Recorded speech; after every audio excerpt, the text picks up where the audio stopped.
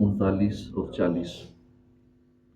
اعوذ باللہ من الشیطان الرجیم، بسم اللہ الرحمن الرحیم۔ الا تنفروا يعذبكم عذابا أليما ويستبدل قوما غيركم ولا تضروه شيئا الله على كل شيء قدير۔ إلا تنصروه فقد نصره الله إذ أخرجه الذين كفروا ثاني اثنين إذ هما في الغار إذ يقول لصاحبه لا تحزن إن الله معنا فأنزل الله سكينته عليه وأيده بجنود لم تروها وجعل كلمة الذين كفروا السفلى وكلمة الله هي العليا والله عزيز حكيم۔ اللہ کے نام سے شروع جو نہایت مہربان رحمت والا۔ الا تنفروا، اگر تم کوچ نہیں کرو گے، یعذبکم، تو وہ تمہیں سزا دے گا، عذابا علیما، دردناک سزا، ویستبدل، اور بدلے میں لے آئے گا، قوما غیرکم، تمہارے علاوہ دوسری قوم لے آئے گا، ولا تضروہ، اور تم نقصان نہیں کر سکو گے اس کا، شیئا، کچھ، واللہ علی کل شیء قدیر، اور اللہ ہر چیز پر قدرت والا ہے۔ الا تنصروہ فقد نصرہ، اگر تم نبی کی مدد نہیں کرو گے، اگر تم اس نبی کی مدد نہیں کرو گے، فقد نصرہ اللہ، تو بے شک اللہ اس کی مدد فرمائے گا، اللہ نے اس کی مدد فرمائی، اذ اخرجہ الذین کفروا، جب اسے نکال دیا، الذین، ان لوگوں نے جنہوں نے، کفروا، کفر کیا، ثانی اثنین، یہ دو میں سے دوسرے تھے، اذ ہما فی الغار، غار کے اندر جب دونوں غار میں تھے، اذ یقول لصاحبہ، جب وہ اپنے ساتھی سے فرما رہے تھے، لا تحزن، غم نہ کر، ان اللہ معنا، اللہ ہمارے ساتھ ہے، بے شک اللہ ہمارے ساتھ ہے، فانزل اللہ سکینتا، تو اللہ نے اپنی تسکین ان پر نازل فرمائی، علیہ، اس پر اللہ نے اپنی تسکین نازل فرمائی، وَأَيَّدَهُ، اور اس کی مدد فرمائی، بجنود، ان لشکروں کے ساتھ، لم تروها، تم نے انہیں نہ دیکھا، وَجَعَلَ كَلِمَةَ الَّذِينَ، اور ان لوگوں کی بات جنہوں نے کر دی، کفروا، کفر کیا، سفلا، نیچے، وَكَلِمَةُ اللَّهِ عُلْيَا، اور اللہ کی بات وہی بلند و بالا ہے، واللہ عزیز الحکیم، اللہ عزت والا ہے، غلبے والا ہے، حکیم ہے، یعنی حکمت والا ہے۔ ترجمہ کنز العرفان۔ اگر تم کچھ نہیں کرو گے تو وہ تمہیں دردناک سزا دے گا، اور اگر تمہاری جگہ دوسرے لوگوں کو لے آئے گا اور تم اس کا کچھ نہیں بگاڑ سکو گے، اور اللہ ہر شے پر قادر ہے۔ ارشاد فرمایا کہ اے مسلمانوں، اگر تم رسول کریم صلی اللہ علیہ وسلم کے حکم کے مطابق اللہ کی راہ میں کچھ نہیں کرو گے تو اللہ تعالیٰ تمہیں دردناک سزا دے گا، اور تمہاری جگہ دوسرے لوگوں کو لے آئے گا جو تم سے بہتر اور فرمانبردار ہوں گے۔ مراد یہ ہے کہ اللہ تعالیٰ اپنے حبیب صلی اللہ علیہ وآلہ وسلم کی نصرت اور ان کے دین کو عزت دینے میں خود کفالت فرمائے گا۔ تو اگر تم فرمان رسول کی اطاعت میں جلدی کرو گے تو یہ سعادت تمہیں نصیب ہوگی، اور اگر تم نے سستی کی تو اللہ تعالیٰ دوسروں کو اپنے حبیب کی شرف خدمت سے سرفراز فرمائے گا۔ اس سے یہ بھی واضح ہوا کہ دین کی تبلیغ مسلمانوں کا منصب اور ذمہ داری ہے۔ اگر کوئی یہ سعادت حاصل کرتا ہے تو یہ اللہ کی کرم نوازی ہے، ورنہ اللہ کا دین ہمارا محتاج نہیں ہے۔ ہم دین کی خدمت کریں نہ کریں، اللہ رسول کی باتیں سنیں نہ سنیں، سنائیں نہ سنائیں، آگے پہنچائیں نہ پہنچائیں، اللہ کو اس کی حاجت نہیں ہے، محتاج نہیں ہے، اللہ ہمارا محتاج نہیں ہے، ہم اللہ کے محتاج ہیں۔ نیز اسلام کی اشاعت ہم پر موقوف نہیں ہے کہ ہم ہی کچھ کریں گے تو ہوگا، ہم نہیں کریں گے، اللہ کسی اور کی ڈیوٹی لگا دے گا، کیونکہ ہم سے پہلے بھی دنیا میں اسلام تھا، ہمارے بعد بھی اسلام رہے گا، قیامت تک رہے گا۔ الا تنصروه فقد نصرہ اللہ اذ اخرجہ الذین کفروا ثانی اثنین، اگر تم اس نبی کی مدد نہیں کرو گے تو اللہ ان کی مدد فرما چکا ہے جب کافروں نے انہیں ان کے وطن سے نکال دیا تھا، جب کہ یہ دو میں سے دوسرے تھے، جب دونوں غار میں تھے، جب یہ اپنے ساتھی سے فرما رہے تھے غم نہ کر، بے شک اللہ ہمارے ساتھ ہے، تو اللہ نے اس پر اپنی تسکین نازل فرمائی اور ان لشکروں کے ساتھ اس کی مدد فرمائی جو تم نے نہ دیکھے، اور اس نے کافروں کی بات کو نیچے کر دیا، اور اللہ کی بات ہی بلند و بالا ہے، اللہ حکمت والا غالب ہے۔ الا تنصروا، اگر تم اس نبی کی مدد نہیں کرو گے۔ اب یہاں مدد کا لفظ ہے، ہوتا نا کہ میں جو مدد کرتا ہوں تم مدد نہ کرنا، شرک ہو جائے گا۔ منع ہے، بندہ دوسرے کی مدد نہیں کر سکتا، میں ہی مدد کروں گا، تم میری مدد نبی کی مدد نہ کرنا۔ اب یہ مدد اگر دوسرے کی کرنا شرک ہوتا تو یہاں پھر کیوں حکم ہوتا کہ تم میرے نبی کی مدد کرو؟ دیکھو نا، صرف اللہ سے مدد مانگو، کسی اور سے نہ مانگو۔ تو پھر اللہ تو اپنے نبی کی مدد تو فرما چکا، پہلے مددگار ہے اللہ پاک، ہر اس کا مددگار ہے جو اللہ والا ہے، جو دین کی خدمت کرتا ہے، جو دین کی مدد کرتا ہے، اللہ اس کی مدد کرتا ہے۔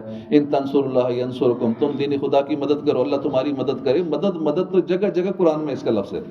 مددگار ڈپارٹمنٹس بنے ہوئے ہیں دنیا بھر میں، یہ سارے جو حکومتی یہ ہوتے ہیں محکمے مدد کے لیے ہوتے ہیں، باقاعدہ مددگار نام سے اللہ کا ایک ڈپارٹمنٹ ہے۔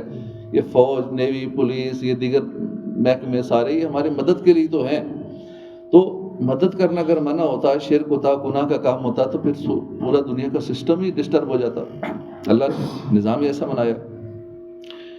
تو اگر تم اس نبی کی مدد نہیں کرو گے، اس آیت میں اللہ تعالیٰ نے ایک اور انداز سے مسلمانوں کو جہاد کی ترغیب دی ہے کہ اگر تم میرے حبیب کی مدد نہ کرو گے، اللہ تعالیٰ ان کی مدد فرمائے گا، کیونکہ اللہ نے ان کی اس وقت بھی مدد فرمائی جب مکہ مکرمہ سے ہجرت کے وقت ان کے ساتھ صرف ایک شخص تھا، تو یہاں بدرجہ اولیٰ مدد فرمائے گا۔ اب اس آیت مبارکہ میں تاجدار رسالت صلی اللہ علیہ وسلم کے عظیم توکل اور حضرت ابوبکر صدیق کی فضیلت کا بیان ہے، بلکہ یہ آیت مبارکہ کئی اعتبار سے حضرت ابوبکر صدیق رضی اللہ عنہ کی عظمت و شان پر دلالت کرتی ہے اور غار ثور کا واقعہ یاد دلاتی ہے، کیونکہ وہاں اللہ پاک آپ سب کی حاضری نصیب فرمائے، تو وہاں جب غار ثور پہ آپ جائیں گے اور اللہ توفیق دے تو پہاڑ چڑھ کے اس غار تک پہنچیں گے، ورنہ تو زیادہ تر نیچے سے دیکھ کے وہ پہاڑ ہے سامنے، بس اوپر چڑھنے کی ہمت نہیں کرتے۔ تو ابوبکر صدیق کیسے چڑھے تھے، اور اکیلے نہیں چڑھے تھے، اپنے کندھوں پہ آقا کو اٹھا کے چڑھے تھے، اور اس وقت ایسے رستے بھی نہیں تھے جیسے ابھی رستے بنے ہوئے، بڑے اچھے رستے بنا دیے گئے ہیں، اس وقت تو یوں رستہ بھی نہیں تھا، کتنی مشکل سے چڑھے ہوں گے، پتھر، جھاڑیاں اور سخت گرمی۔ ابھی تو جاتا ہے ساتھ پانی کی بوتلیں رکھ کے جاتا ہے اور آرام سے بیٹھ کے جاتا ہے، اور پھر بھی اتنے تھک جاتے ہیں۔ تو اس غار ثور میں تاجدار رسالت صلی اللہ علیہ وسلم غار ثور میں اس لیے تشریف لے گئے کہ انہیں کفار کی طرف سے قتل کا اندیشہ تھا، لہٰذا اگر رسول انور صلی اللہ علیہ وسلم کو حضرت ابوبکر صدیق کے سچے، پکے اور صدیق مومن ہونے کا یقین نہ ہوتا تو آپ کسی طور پر بھی انہیں اپنے ساتھ ہم رکابی کا شرف عطا نہ فرماتے۔ اتنا اعتماد تھا اپنے صدیق پر۔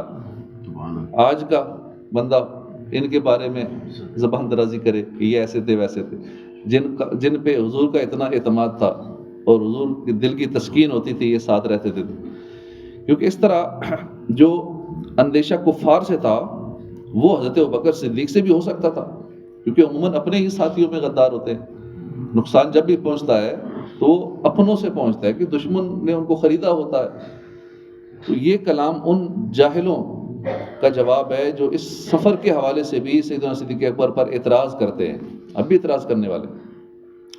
یہ ہجرت اللہ کی اجازت سے تھی، رسول اللہ صلی اللہ علیہ وسلم کی خدمت میں مخلص صحابہ کرام کی ایک پوری جماعت موجود تھی، اور وہ حضرت ابوبکر صدیق کے مقابلے میں نسبی طور پر حضور کے زیادہ قریب بھی تھے، لیکن اللہ تعالیٰ نے ہجرت کے وقت رسول اکرم صلی اللہ علیہ وسلم کی صحبت میں رہنے کا شرف حضرت ابوبکر صدیق کے علاوہ اور کسی کو بھی عطا نہیں فرمایا۔ یہ تخصیص حضرت ابوبکر صدیق کے عظیم مرتبے اور بقیہ صحابہ کرام پر آپ کی فضیلت پر دلالت کرتی ہے۔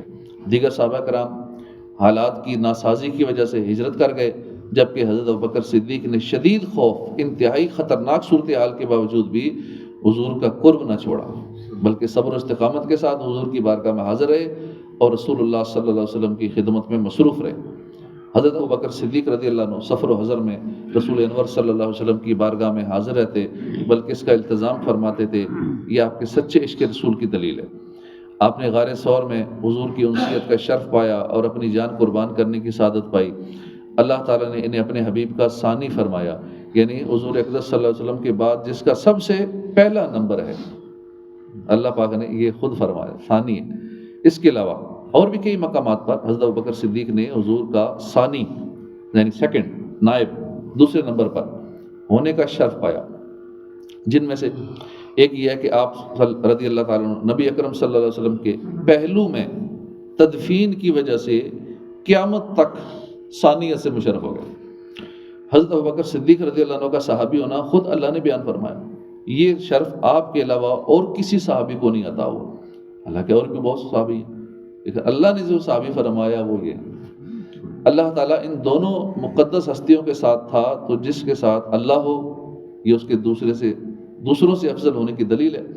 اللہ تعالیٰ کا خصوصیت کے ساتھ حضرت ابوبکر صدیق پر سکینہ نازل فرمانا بھی ان کی افضلیت کی فضیلت کی دلیل ہے۔ ایک مرتبہ امیر المومنین حضرت عمر فاروق رضی اللہ عنہ کے سامنے خلیفہ اول حضرت سیدنا ابوبکر صدیق رضی اللہ عنہ کا تذکرہ ہوا، تو آپ نے فرمایا میری تمنا ہے کہ کاش میرے سارے اعمال حضرت ابوبکر صدیق کے دنوں میں سے ایک دن اور ایک رات میں سے ایک رات کے عمل کے برابر ہوتے۔ ان کی رات تو وہ کہ جس میں آپ نے حضور کے ساتھ غار کی طرف سفر کیا، اور جب وہ دونوں غار تک پہنچے تو حضرت ابوبکر صدیق نے عرض کیا، یا رسول اللہ، اللہ کی قسم آپ سے پہلے میں غار میں جاؤں گا تاکہ اس میں کوئی تکلیف دہ چیز ہو تو اس کی اذیت آپ کی بجائے مجھے پہنچے۔ جب حضرت ابوبکر صدیق غار میں داخل ہوئے تو آپ نے اس میں سوراخ دیکھے، آپ نے اپنی چادر سے ٹکڑے کر کے ان سوراخوں کو بند کیا، 2 سوراخ باقی رہ گئے تو وہاں اپنے پاؤں رکھ دیا۔ اس کے بعد حضور سے عرض کیا، یا رسول اللہ اندر تشریف لے آئیے۔ نبی اکرم صلی اللہ علیہ وسلم غار میں تشریف لائے اور آپ نے حضرت صدیق اکبر کی گود میں سر انور رکھ دیا اور آرام فرمانے لگے۔ اتنے میں سوراخ سے کسی چیز نے ابوبکر صدیق کے پاؤں پر ڈس لیا۔ آپ نے اس خوف سے حرکت نہ کی کہ کہیں حضور نیند سے بیدار نہ ہو جائیں، حضور ڈسٹرب نہ ہو جائیں، تکلیف محسوس کرتے رہے، ٹانگ ہلائی نہیں، لیکن تکلیف کی شدت کی وجہ سے نکلنے والے آنسو حضور کے روح اقدس پر گر گئے۔ اب آنسو کو نہیں روک سکے اور حضور کے روح اقدس پر گرے تو آپ نے فرمایا، ابوبکر کیا ہوا؟ عرض کی، میرے ماں باپ آپ پر فدا ہوں، مجھے کسی چیز نے ڈس لیا ہے۔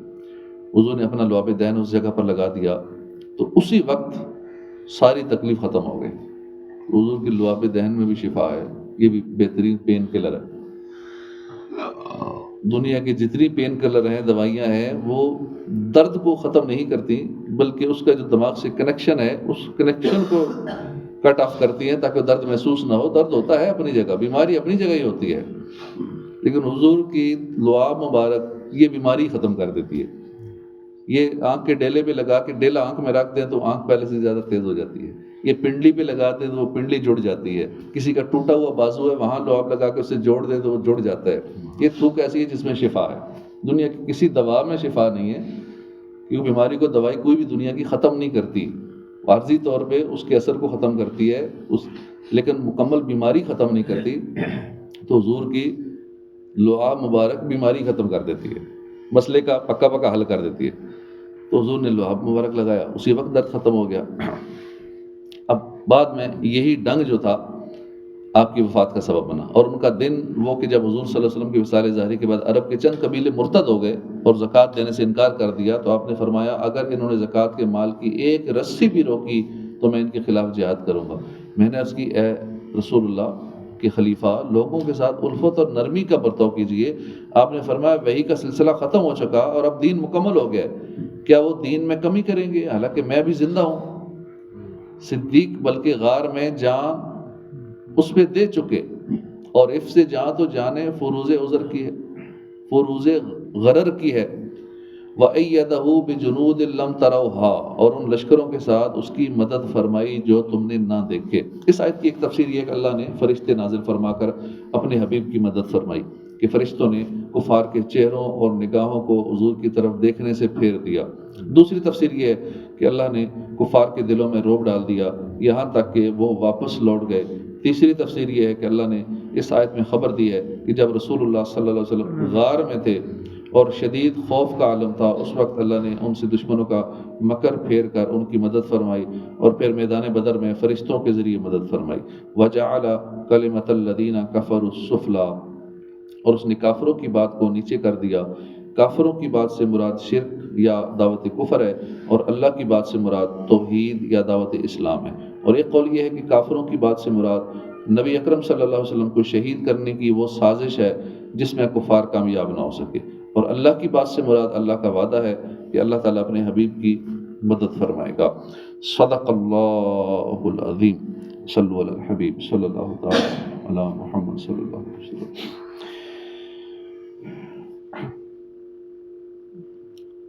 سورہ معون میں قیامت کا انکار کرنے والوں کا جو ایک عیب بیان ہوا کہ وہ نماز کو اہمیت نہیں دیتے، نماز میں سستی اور لاپرواہی کرتے ہیں۔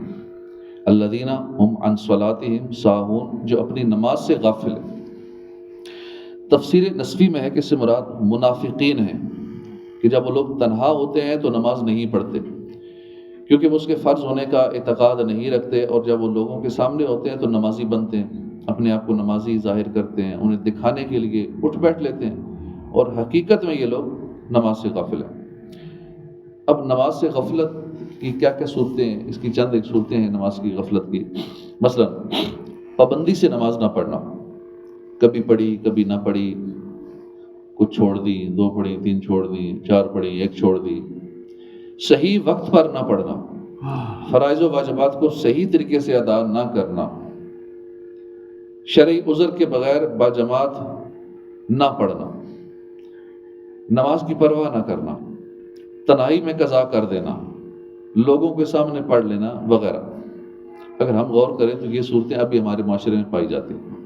کتنے ایسے ہیں جو نمازوں کی پابندی نہیں کرتے، قضا کرتے ہیں، فرائض و واجبات کی درست ادائیگی تو دور کی بات ہے، بہت سارے مسلمان ایسے ہیں جن کو پتہ ہی نہیں ہے کہ فرائض کتنے ہیں، واجبات کتنے ہیں، ان کی آگے ڈیٹیل کتنی ہے، یاد ہی نہیں، مفسدات نماز کتنے ہیں، نماز کی 92 سنتیں کون کون سی ہیں کتنی، اس طرح اور بہت ساری نماز سے ریلیٹڈ چیزیں پتہ نہیں ہے، ظاہری آداب، باطنی آداب۔ یہ نمازیوں میں کی بات ہو رہی ہے، جو نہیں پڑھتے ان کا حال کیا ہوگا، جو پڑھتے ہیں ان کی بات ہو رہی ہے کہ اکثر کو یہ چیزیں نہیں پڑھتے، پتہ ہی نہیں۔ بہت سارے جو پرواہ نہیں کرتے، سفر میں جانا ہے، اب یہ نہیں پرواہ ہوگی کہ میری بیچ میں یہ نماز آ رہی ہے، اب اس نماز کا کیا ہوگا، کیا راستے میں گاڑی رکے گی، میں اگر پلین کا ٹریولنگ کر رہا ہوں، دوسرے ملک جا رہا ہوں تو میری جہاز کی ٹائمنگ کیا ہے، میں کس طرح نماز پڑھوں گا، وضو کر لوں، یہ کر لوں، تیاری، ٹرین میں جانا ہے، پھر اس کی نماز کی پلاننگ، بس میں سفر کرنا ہے اس کی نماز کی پلاننگ، اپنی گاڑی میں جانا ہے تو نماز کی پلاننگ، کہاں وضو کروں گا، کہاں نماز پڑھنی ہے۔ نماز کو پلان میں نمازی جو ہے وہ بھی سفر کے دوران یا کوئی عام فنکشن آ جائے، کوئی معاملہ ہو جائے، اس میں نماز کی پرواہ نہیں کریں گے، سمجھتے ہیں شاید یہ مجبوری تھی، فنکشن تھا، سفر تھا تو یوں تو خیر ہے، خیر سمجھ لے، ایسے نہیں۔ نماز کا پلان پہلے کرنا ہے، ٹریولنگ، خاص کر جب پبلک ٹرانسپورٹ میں سفر کر رہے ہوں تو نماز کی پلاننگ کی کون سی نماز کس وقت میں ہے گی، کہاں ادا کرنی ہوگی، کہیں میری نماز مس نہ ہو جائے، تو یہ پرواہ کرنا ہوتا ہے، اور اس کا الٹ چلنا یہ پرواہ نہ کرنا ہوتا ہے، تو یہ بھی نماز غفلت کی صورت ہے۔ اسی طرح کبھی دل کیا پڑھ لیا، کبھی نہ پڑھی، دل کی مانی، کوئی 2 پڑھتا ہے، کوئی 4 پڑھ کے دل کو منا لیتا ہے کہ میں 4 تو پڑھتا ہوں نا، اکثر پڑھتا ہوں، 5 میں سے 3 پڑھتا ہوں، اکثر نمازیں پڑھتا ہوں تو میں بہت نیک آدمی ہوں، میں نمازی ہوں۔ کوئی بلا عذر جماعت چھوڑتا ہے، اور ایسوں کی بھی ایک تعداد ہے جو صرف جمعہ پڑھتے ہیں، بہت سارے ایسے ہیں جو صرف جمعے کو نظر آتے ہیں، پورا ہفتہ وہ چہرے نظر نہیں آتے، وہ تو یاد بھی ہو گئے بہت سارے چہرے، اور کئی ایسے جو صرف عید پہ ہی نظر آتے ہیں، صرف ہر عید پہ نظر آتے ہیں وہ چہرے، اس کے علاوہ پورا سال نظر نہیں آتے، کتنے ایسے عید بھی نہیں پڑھتے۔ تو نماز دین کا اہم ترین رکن ہے۔ فخلف من بعدهم خلف اضاعوا الصلاة واتبعوا الشہوات فسوف یلقون غیا، ان کے بعد وہ نالائق لوگ ان کی جگہ آئے جنہوں نے نمازوں کو ضائع کیا، تو جو نمازوں کو ضائع کرتے ہیں وہ کہا کہ نالائق آدمی، اور اپنی خواہشوں کی پیروی کی، تو عنقریب وہ جہنم کی خوفناک وادی غی میں ہوں گے۔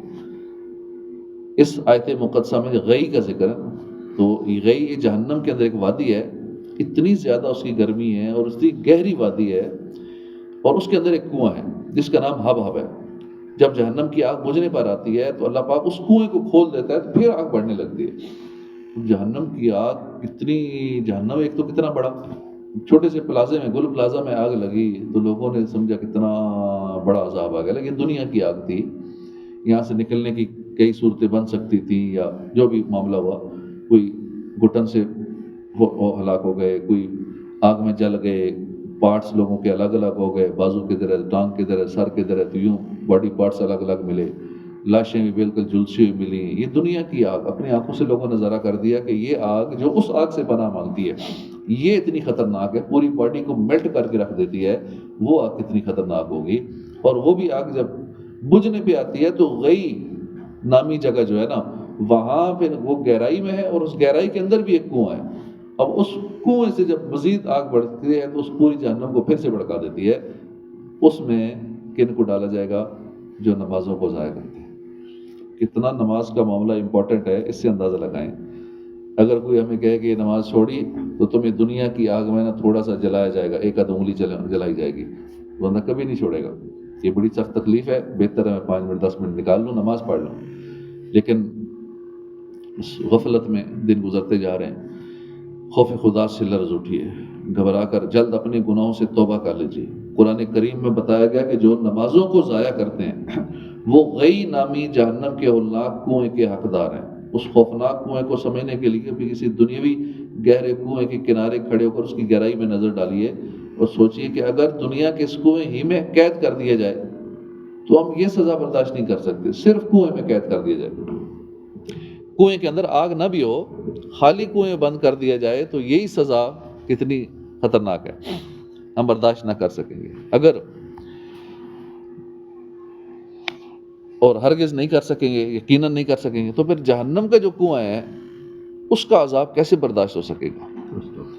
تو بروز قیامت نمازوں میں سستی کرنے والا اس حال میں آئے گا، اس کے چہرے پر 3 سطریں لکھی ہوں گی: اے اللہ کا حق برباد کرنے والے، اے اللہ کے غضب کے ساتھ مخصوص، جس طرح دنیا میں تو نے اللہ کا حق ضائع کیا اسی طرح آج تو بھی اللہ کی رحمت سے مایوس ہو جا. یہ 3 تحریریں اس بندے کے چہرے پہ لکھی ہوں گی. سب کو پتہ لگ جائے گا کہ آج اس بندے کو سزا ملنی ہے، یہ بندہ بے نمازی تھا. اللہ پاک ہمیں پکا سچا نمازی بننے کی توفیق نصیب فرمائے. اسی طرح قیامت کا انکار کرنے والوں کا تیسرا وصف بیان ہوا کہ وہ ریاکار ہیں، کہ جو ریاکاری کر رہا ہے اس کا مطلب وہ قیامت کا انکار کر رہا ہے. تو قیامت کا اگر اسے یقین ہوتا نا، منہ سے تو کہتا ہے، لیکن اگر واقعی یقین ہوتا تو پھر کبھی ریاکاری نہ کرتا. اسے پتہ نا بروز قیامت مجھے میرے اعمال کی جزا ملنی ہے، اور اگر ریاکاری کی تو کچھ نہیں ملنا. الذین هم یراؤون، وہ جو دکھاوا کرتے ہیں، یعنی منافقین فرائض کی ادائیگی اللہ کی رضا حاصل کرنے کے لیے نہیں کرتے بلکہ لوگوں کے دکھانے کے لیے کرتے ہیں. کہ اب نماز نہ پڑھی تو لوگ کہیں گے یار یہ تو پہلے پڑھتا تھا، نیک آدمی تھا، اب یہ برا ہو گیا، یہ اچھا نہیں ہے. اللہ کی رضا کے علاوہ کسی اور ارادے سے عبادت کرنا ریاکاری ہے. گویا کہ عبادت سے یہ غرض ہو کہ لوگ اس کی عبادت پر آگاہ ہوں، تاکہ وہ لوگوں سے مال بٹورے، یا لوگ اس کی تعریف کریں، لوگ اسے نیک آدمی سمجھیں، لوگ اسے عزت دیں. ایسا شخص ریاکار کہلاتا ہے. بہت بری بیماری ہے ریاکاری. اللہ پاک فرماتا ہے کہ من کان یرید الحیات الدنیا وزینتها نوفی الیہم اعمالہم فیہا وہم فیہا لا یبخسون. جو دنیا کی زندگی اور اس کی زینت چاہتا ہو تو ہم دنیا میں انہیں اور ان کے اعمال کا پورا بدلہ دیں گے، اور انہیں دنیا میں کچھ کم نہ دیا جائے گا، دنیا میں پورا پورا ملے گا. حضرت ابن عباس اس آیت کی تفسیر میں فرماتے ہیں کہ ریاکاروں کو دنیا ہی میں ان کی نیکیوں کا بدلہ دے دیا جاتا ہے اور ان پر ذرہ بر ظلم نہیں کیا جاتا. حدیث پاک ہے بے شک جہنم ایک وادی ہے جس سے جہنم روزانہ 400 مرتبہ پناہ مانگتا ہے. کیسی خطرناک وادی ہوگی جہنم جس سے پناہ مانگتا ہے 400 بار. اللہ پاک نے یہ وادی امت محمدیہ کے ریاکاروں کے لیے تیار کر رکھی. کون سے ریاکار؟ جو قرآن کے حافظ ہیں، غیر اللہ کے لیے صدقہ کرنے والے، سخی سخاوت، اللہ کی راہ میں لاکھوں کروڑوں لٹانے والے اپنی واہ کے لیے، اللہ کے گھر کے حاجی، راہ خدا میں نکلنے والے ہوں. اب دیکھیے سارے نیک کام ہیں. جب یہ نیک کام دنیا کے لیے کیے جائیں تو ان کو اس وادی میں ڈالا جائے گا جس سے جہنم 400 بار پناہ مانگتا ہے. تو جو ہر کام ہی دنیا داری کے لیے کرتا تو اس کا حال کیا ہوگا. حالانکہ یہ تو اچھے کام ہیں، نیک کام ہے، حج کرنا، زیادہ حج کرنا، اللہ کی راہ میں زیادہ لگانا، لیکن اس میں بھی ریاکاری آ گئی تو سب کچھ برباد. خالی برباد نہیں، الٹا سزا. ایک تو ہوتا نا چلو پیسہ 1 کروڑ دیا، اس کا کوئی ثواب نہیں ملا، ضائع گیا. ایک تو چلو یہ نقصان ضائع گیا، کچھ نہیں ملا، اتنی محنت سے کمایا تھا، ملا کچھ نہیں اس کے بدلے میں. اور الٹا سزا، کروڑ دے کے سزا جہنم کی. یہ نقصان پہ نقصان. اللہ پاک ہمیں ریاکاری کی آفت سے بچائے. اسی طرح قیامت کو جھٹلانے والوں کا چوتھا اور آخری وصف جو اس صورت میں بیان ہوا وہ ہے وَيَمْنَعُونَ الْمَاعُونَ. وہ برتنے کی معمولی چیزیں کسی کو نہیں دیتے. اب معاون کا مطلب ہے عام چیزیں، معمولی چیزیں استعمال کی. مطلب یہ ہے کہ منافقین اتنے کنجوس ہیں، بے حس ہیں، بے پرواہ ہیں کہ اگر کوئی عام معمولی سی چیز بھی دے دیں استعمال کے لیے وہ نہیں دیتے، کسی کو کچھ نہیں دیتے. ہمیں چاہیے کہ ہم منافقوں والے اس عمل سے بچنے کی بھی پوری کوشش کریں، اپنے اندر سے بخل اور کنجوسی نکال دیں، دل کے سخی بنیں، دوسروں کی خیر خواہی کی سعادت پائیں. علماء کرام فرماتے ہیں مستحب ہے کہ آدمی اپنے گھر میں ایسی حاجت کی چیزیں زیادہ رکھے تاکہ دوسروں کو بھی، ہمسایوں کو ضرورت پڑے تو ان کو دے سکے اور انہیں ادھار دے دیا کرے. ایکسٹرا چیزیں بھی ایکسٹرا رکھے، کچھ پیسے بھی ایکسٹرا رکھے، کچھ اپنی انکم بھی اس نیت سے کچھ بڑھائے کہ یہ انکم ہے صرف لوگوں کو ادھار دینے کے لیے، یہ انکم ہے صرف لوگوں کی سفید پوش لوگ جو واقعی حقدار ہیں ان کی مدد کرنے کے لیے، بیکاریوں کے لیے نہیں. جو پیشہ ور بیکاری ہیں یہ پر ڈے کا آرام سے ایک بیکاری 20-30 ہزار روپیہ کماتے ہیں. جن کو اچھے پوائنٹس مل جاتے ہیں وہاں سے 20 سے 30 ہزار سٹی کے اندر، بازار کے اندر ان کی یہ انکم ہے نارمل سی. اور باقی 2-4 ہزار تو یہ عام سی بات ہے نا. یہ تو پبلک پلیس نہ بھی ہو، کسی مسجد کے باہر ہی کھڑے ہو گئے، تھوڑے سے ادھر سے دیہڑی لگائی، 1000-2000 ادھر سے ہو گیا، دوسری مسجد سے اگلی نماز وہاں کر لی، ادھر ہوگی، آگے ہوگی، کرتے کرتے یوں 10-12 ہزار تو ایک ماڑا سا بندہ. کئی آتے ہیں یہاں بھی، ادھر نماز کے بعد لوگوں سے پیسے لیے، تھوڑا سا رویا، تھوڑا سا بات چیت کی، اور لوگوں کا دل پھر نرم ہو جاتا ہے کہ یار واقعی کیسا ایکٹنگ کر رہے ہیں. ایکٹنگ بھی ایسی کرتے ہیں، رونے کی ایکٹنگ ہوگی، باقی ان کے چونکہ کام یہی ہوتا ہے، وہ سمجھ جاتے ہیں کہ میں نے ایسے دردناک آواز میں رونا ہے تاکہ اگلے کا دل نرم ہو اور اگلا فوراً جیب خالی کرے.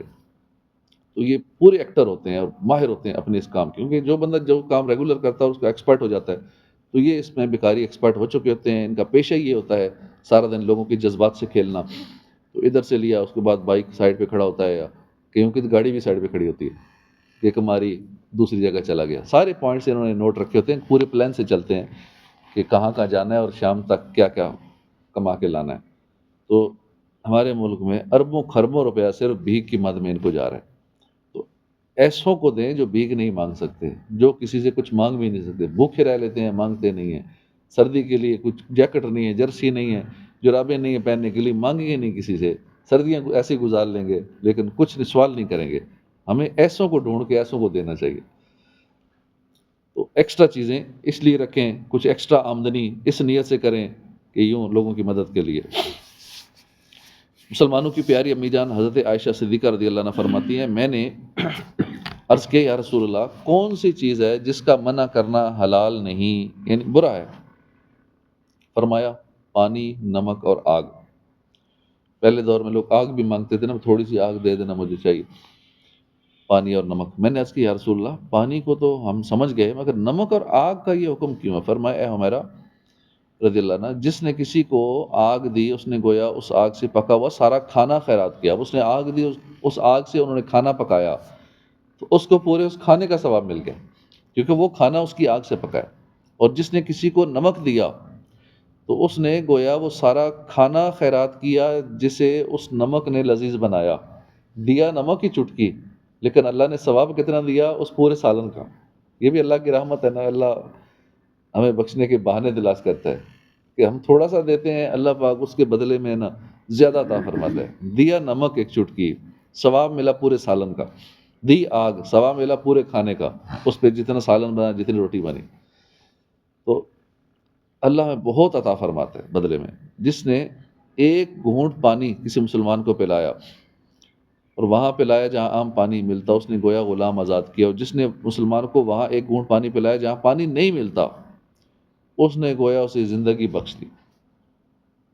تو یوں ہمیں رائے خدا میں خرچ کا سلسلہ مختلف انداز میں کرتے رہنا چاہیے۔ اسی طرح صدقہ دینے کے بہت فضائل ہیں۔ احادیث کریمہ کے مطابق صدقہ جہنم کی آگ سے بچاتا ہے، صدقہ آگ کے درمیان پردہ بن جاتا ہے، صدقہ اللہ کے غضب کو بجھاتا ہے اور بری موت کو دفع کرتا ہے۔ صدقہ کرنے والا قیامت کے دن اپنے صدقے کے سائے میں ہوگا۔ صدقہ برائی کے 70 دروازے بند کرتا ہے، صدقہ قبر کی گرمی سے بچاتا ہے، مسلمان کا صدقہ اس کی عمر بڑھاتا ہے، صدقہ 70 قسم کی بلاؤں کو روکتا ہے۔ فرمان آخری نبی صلی اللہ علیہ وسلم صدقہ دینے میں جلدی کرو کہ بلا صدقے سے آگے قدم نہیں بڑھاتی۔ یعنی اگر صبح صبح پہلا ہم کام اٹھ کے صدقہ کریں گے، بیڈ کے ساتھ ہی صدقہ بکس بڑا ہو مسجد کا، پہلا کام اٹھنے سے پہلے صدقہ ڈال دیں گے نا، اب کوئی مصیبت آنے والی ہے تو وہ پہلے ہی ٹل جائے گی۔ کیونکہ اٹھتے ہی بعض کا ہوتا ہے کہ بندہ کا واش روم گیا، پاؤں پھسلا، کوئی نقصان ہو گیا، ٹانگ ٹوٹ گئی، اٹھنا مسئلہ بن گیا، تو کچھ بھی ہو سکتا ہے، اور کوئی مسئلہ بن سکتا ہے، تو بہتر ہے صدقہ ڈال دو کہ اب مسئلے وہیں سے ختم ہو گئے، آگے مسئلہ بنے گا ہی نہیں، مصیبتیں ٹل جائیں گی۔ جو دن بھر نقصان ہونے والا ہے تو ہمارے صبح کے وہ 10 20 100 50 ڈالے ہوئے ہمارے ہزاروں لاکھوں روپے بچا لیں گے۔ تو اس لیے صبح حکم ہے صبح سویرے صدقہ دیا کرو کہ بلا صدقے کو نہیں پھلانگ سکتی، وہ وہیں روک دیتا ہے اس بلا کو، اس مصیبت کو، اس بیماری کو، اس پریشانی کو۔ پھر گھر میں کوئی بیماری آ جائے، اب اس بیماری کے علاج کے لیے صدقہ دیں تو انشاءاللہ دوائیوں سے، اسپتالوں سے، آپریشن سے، بہت ساری چیزوں سے بچت ہو جائے گی، صدقے کی برکت سے ہی شفا مل جائے گی۔ تو صدقے کی ہمیں عادت بنانی چاہیے، اپنا رزق بڑھانے کے لیے صدقہ زیادہ دینا چاہیے، اپنے بیماروں کو ٹھیک کرنے کے لیے صدقہ زیادہ کرنا چاہیے، اور جس طرح کے مسئلے مسائل پریشانیاں آ جائیں، دکھ درد غم آ جائیں، صدقہ دیں، انشاءاللہ مصیبتیں پریشانیاں دکھ درد دور ہو جائیں گے۔ اللہ پاک عمل کی توفیق عطا فرمائے، آمین بجاہ نبی الامین صلی اللہ علیہ وسلم۔ اعوذ باللہ